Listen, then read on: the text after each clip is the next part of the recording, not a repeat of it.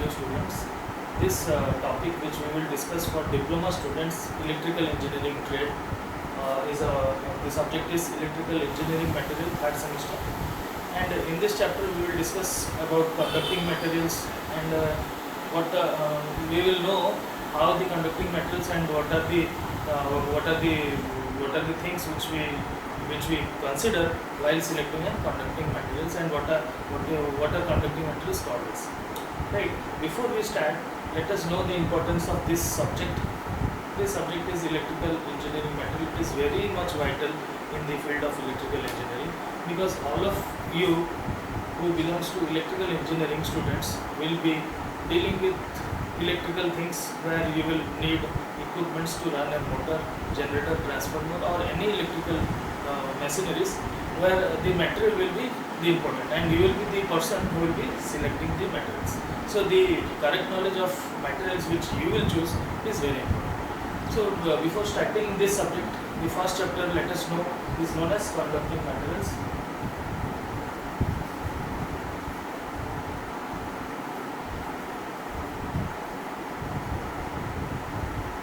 Okay, so in conducting materials, what are conducting materials? Let us first know. Any material which has the property to allow freely the passage of electricity can be called as conducting materials. Now, what are the factors affecting this conductivity of electricity? It is resistivity, right? So, before going to resistivity, let us first understand what is Ohm's law.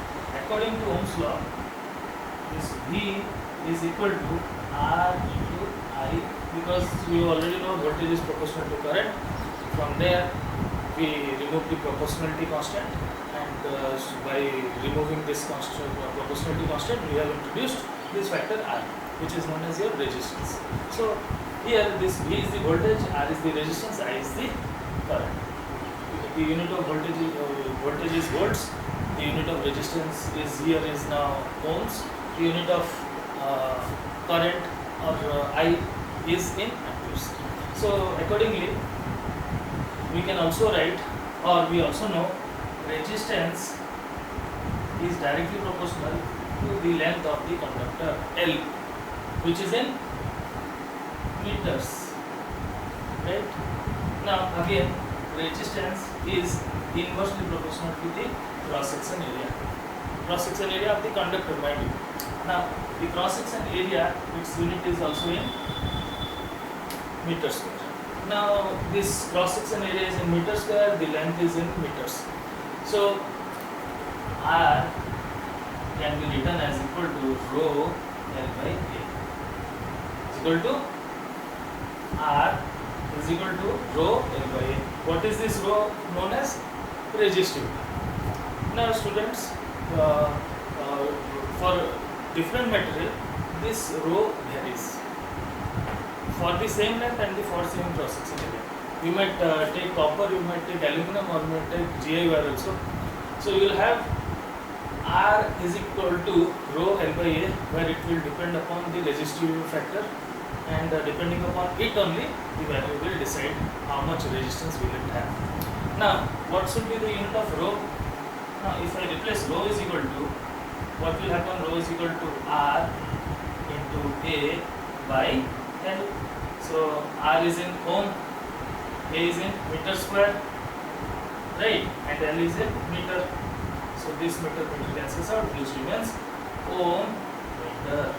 So remember, the unit for resistivity is ohm meter. Now we have decided, we have now come to know that what is resistivity. So what are the factors which affects resistivity? Do you know there are various factors which affects resistivity of a conducting material? So what are some of the factors? First one is temperature. First one is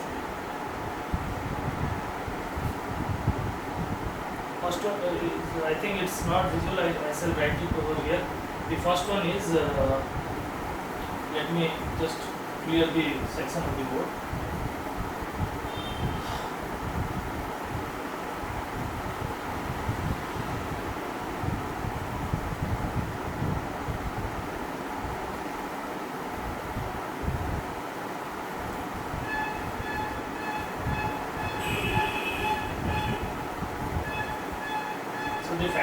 affecting the resistivity are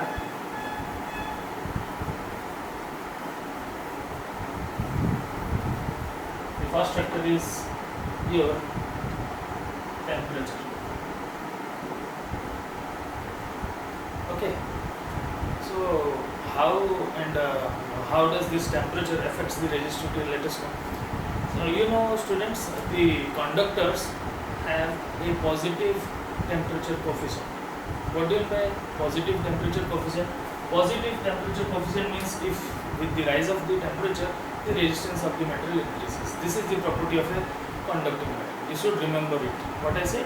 With the rise in temperature, the rise of the resistance will decrease. Right? So now, if this material is of copper and you will heat by some means, or by it will heated by due to its consumption. Suppose we are using this what do you call this AC or refrigerators or any electrical equipment. If they work for longer periods of time, then what will happen? They will get heated up, right or not? So if they got heated up, then what will happen? Their resistance will also get increases, and which is known as your positive temperature coefficient. Now, so if they have positive temperature coefficient, we should also have to know how to know the resistance value which it will attain after some temperature. So there is a formula. So let me write down the formula, which is very essential also. R T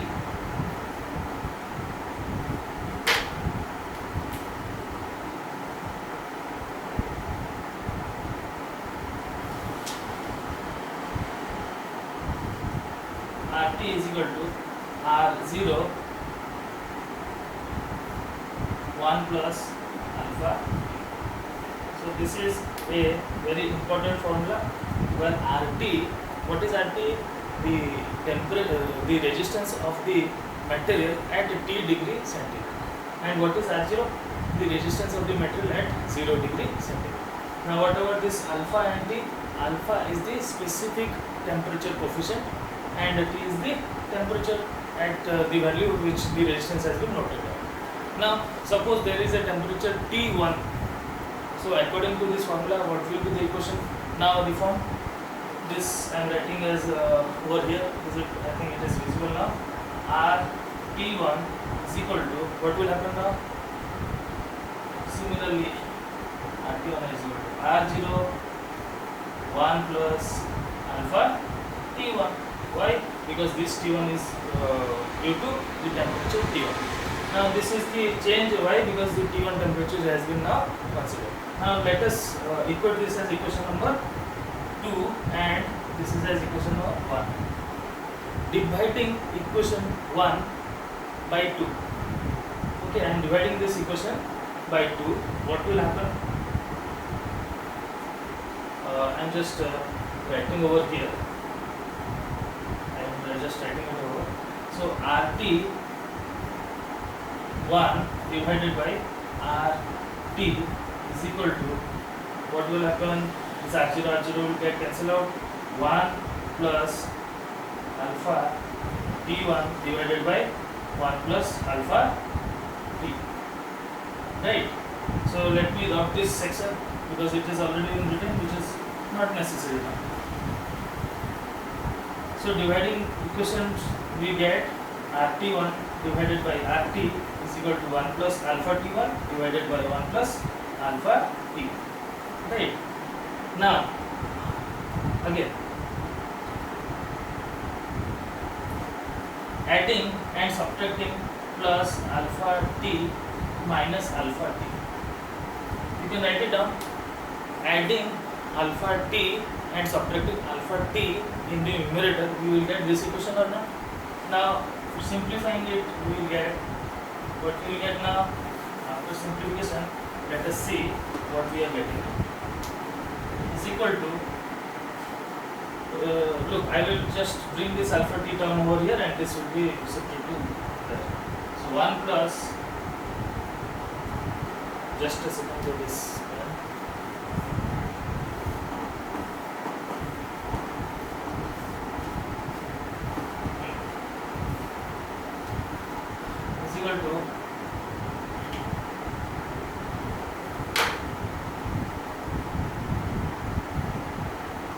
1 plus alpha T divided by just a second, students.